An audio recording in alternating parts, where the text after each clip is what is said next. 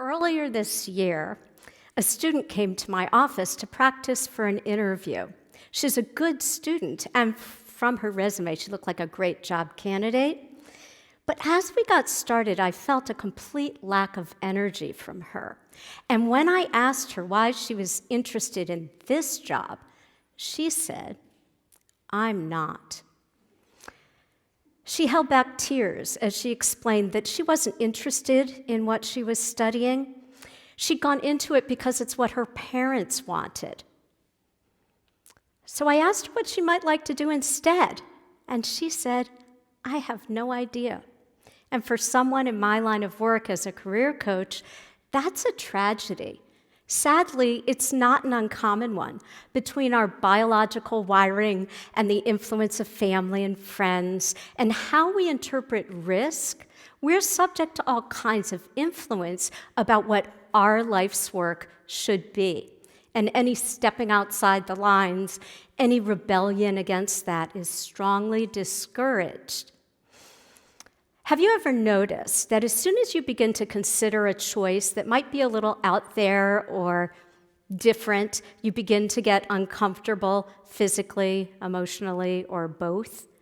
The reason is that our brains are wired to keep us as safe as possible.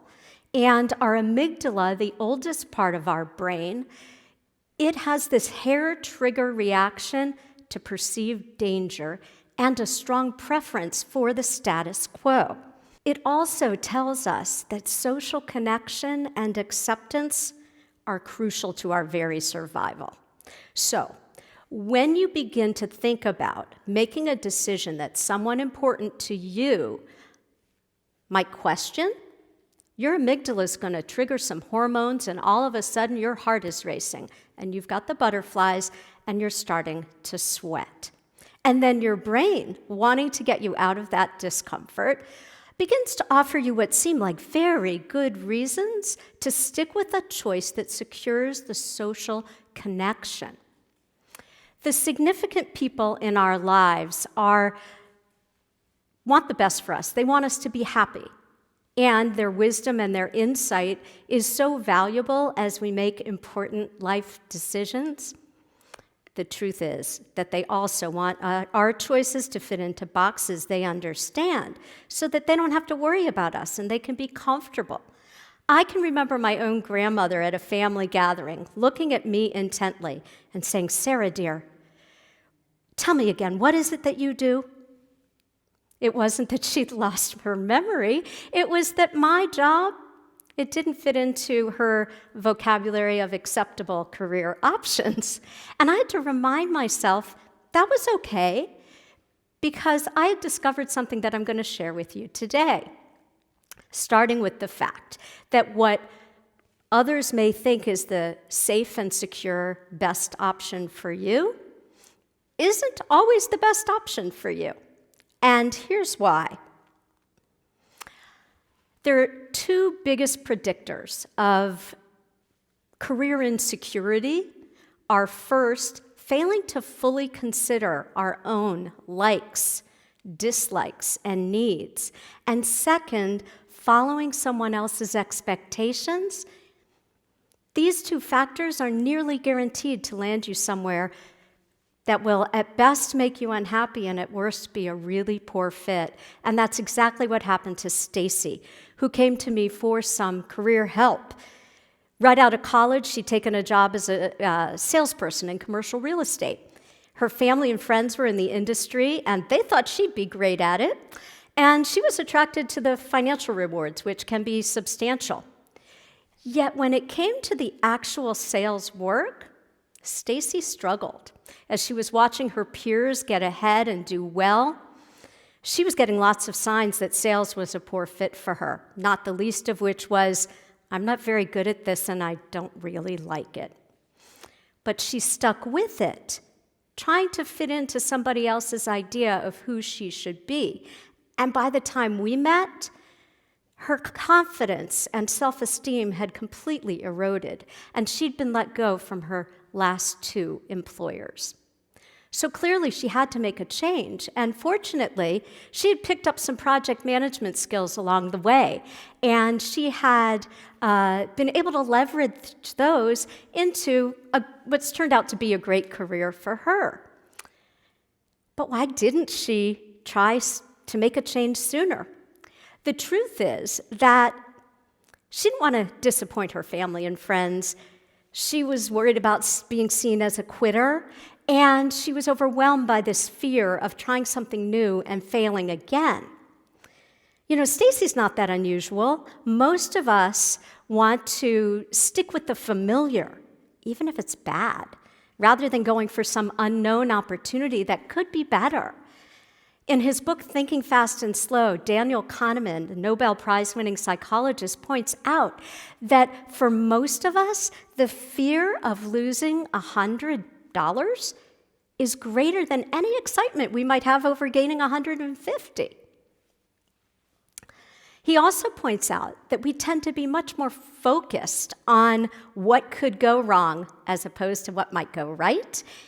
And the truth is that our brain is wired to amplify the negative. So we tend to magnify the possibilities of a negative outcome in our decision-making process, when in fact, the chances of things going well and our ability to manage risk as we work through it is far greater than we ever thought. I can speak to this from personal experience. While our resumes are very different, Stacy and I have very similar problems with this inaccurate lens of what's truly risky.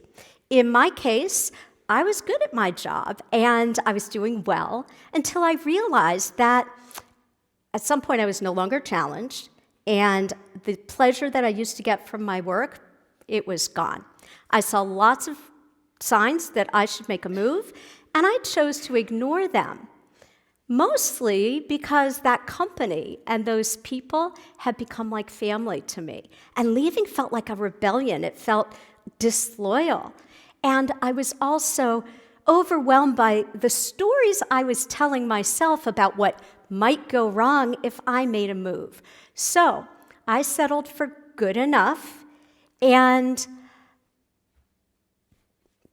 my brain helped me with that. So I would think, well, I could be doing more, I could be earning more, and my brain would offer, be grateful for what you have. I would think one of my kids would get sick, and my brain would remind me how lucky I was that I had a flexible boss, and wasn't it a good thing I hadn't just started a new job? There was another voice, though, an inner rebel, and it kept saying, it's time to leave. And it got so loud and so persistent that I couldn't ignore it anymore. So I mustered my courage and I made a move, and I'm so happy with where my career is today. But I do wonder, what could I have accomplished if I had listened to that voice a little sooner? What I'm urging is that you look at your career differently. Instead of buying into this old-fashioned idea that your career choice today is a one-and-done decision, be a rebel and look at your career as an adventure. If you've ever climbed a mountain trail, you know that the way up is never a straight path. It's a winding series of curves, and there are several trails to the top. And depending on where you are, you may be looking down at a deep drop, or you might be looking up at what seems like an impossible climb. And that's the point. When you reject this notion that you have to take the safe and predictable path, then it's okay if the demands of the climb and the scenery change.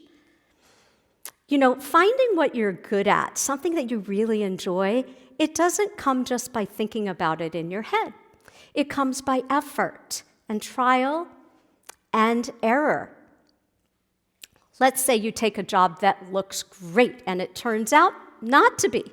Maybe even you think it's a disaster, but it's not. Sometimes the best thing you can do for yourself is fail forward. Fail forward, meaning you take the lesson, you learn from it, and you move on. If you're worried about being a job hopper, let me assure you, the days of making some arbitrary time commitment to an employer are gone. Guy Berger, a LinkedIn economist, found that of recent college graduates, changed jobs an average of 4 times in the first decade of their career. And 60% of those folks changed industries, too. So think about it. With mergers and layoffs and whole industries changing overnight, it's not like an employer is making you a promise of a lifetime job.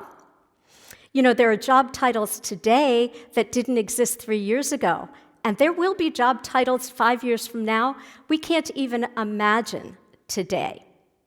The National Association of Colleges and Employers found that employers rank problem solving as the #1 skill they want to see in a new hire. How are you going to show an employer you can solve problems if you're playing it safe? When you're a rebel, you're going to encounter obstacles and learn how to work around them. You'll learn to adapt and become resilient, and you'll build new skills, and hopefully you'll uncover some natural talents. Most importantly, you'll figure out what you want to do, what you never want to do, and what you want from a workplace. If you're doing what everyone else is doing, if your resume looks like everyone else's, if you're taking the beaten path and following the crowd, guess what? It's going to be crowded.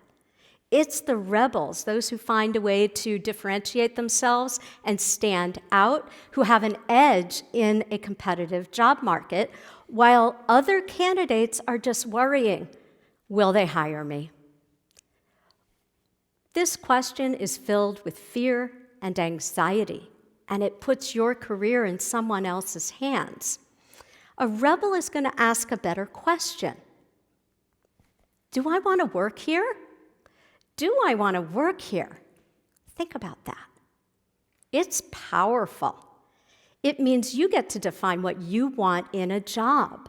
It makes you a partner in the hiring process. It means that you get to take your portfolio of knowledge and skills and abilities and invest it where it's got the best opportunity for growth. It's scary to think you could be so bold, isn't it? Well, being bold is your best option in a changing economy. Yes, this means stretching yourself and asking questions you may not always like the answers to. And it means getting comfortable with not being 100% sure. But as you get comfortable with some discomfort, you'll be able to do so many things that other people can't. And that is exactly what you need to reach the peak of whatever mountain you're climbing. So don't hand the reins of your career over to anyone else. Be a rebel and take your career wherever you'd like to go. Have a good night.